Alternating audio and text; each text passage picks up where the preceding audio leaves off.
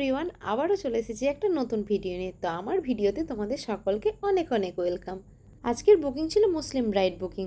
তো আমার লোকেশন আজকের ছিল লালগোলাতেই, তাই খুব একটা তাড়াতাড়ি বাড়ি থেকে বেরোতে হয়নি। আমি মোটামুটি 3:30 নাগাদ বাড়ি থেকে বেরিয়েছিলাম।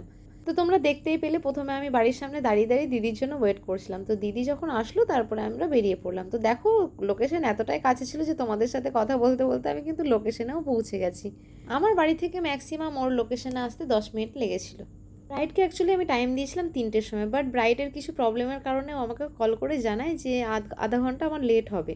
তাই যেহেতু আমার বাড়িটাও কাছে ছিল, এই জন্য আমি আধ ঘন্টা লেট করেই বাড়ি থেকে বেরোই। তো যাই হোক, আমি ওর লোকেশনে পৌঁছানো মাত্রই কিন্তু ও একদম বসে গেছে, আমাকে ওর জন্য একটু ওয়েট করতে হয়নি। সব ব্রাইডই যদি এরকম হতো তাহলে কি ভালোই না হতো, তাই না বলো? বাট খুব কম ব্রাইডই হয় যে এরকম টাইমলি বসে। যাই হোক, ওর একটা দুটো বিফোর পিকচার নিয়ে আমি ওকে রেডি করা স্টার্ট করে দিলাম। যাক, এইসব কথা আর বলে লাভ নেই। তো এই দেখতেই পেলে, এই হচ্ছে আজকে আমার ব্রাইড। তো ওকে রেডি করা আমি স্টার্টও করে দিয়েছি। আর এইদিকে দেখো, দিদি বসে বসে কিন্তু ওর হেয়ারের জন্য ফ্লাওয়ারগুলো একদম রেডি করে নিচ্ছিল।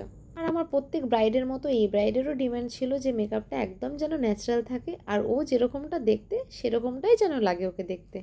তোমরা আবার ভাবতেই পারো যে তোমার প্রত্যেক ব্রাইড কি একই কথা বলে, বাট কি করব বলো, আমার ন্যাচারাল মেকআপ দেখেই কিন্তু ওরা সকলে আমাকে বুক করে। তো আমার প্রত্যেক ব্রাইডের ডিমান্ড কিন্তু একদম একই ধরনেরই থাকে। তো দেখো, আমার মেকআপ অলমোস্ট ডান। আর হেয়ার করার আগে না ওকে জুয়েলারিগুলো পরিয়ে দিয়েছিলাম। তো হেয়ারটা করলেই ওর মেকআপ একদম কমপ্লিট। আমার আজকের ব্রাইড কিন্তু মেকআপ করতে করতে একবারও আয়না দেখেনি।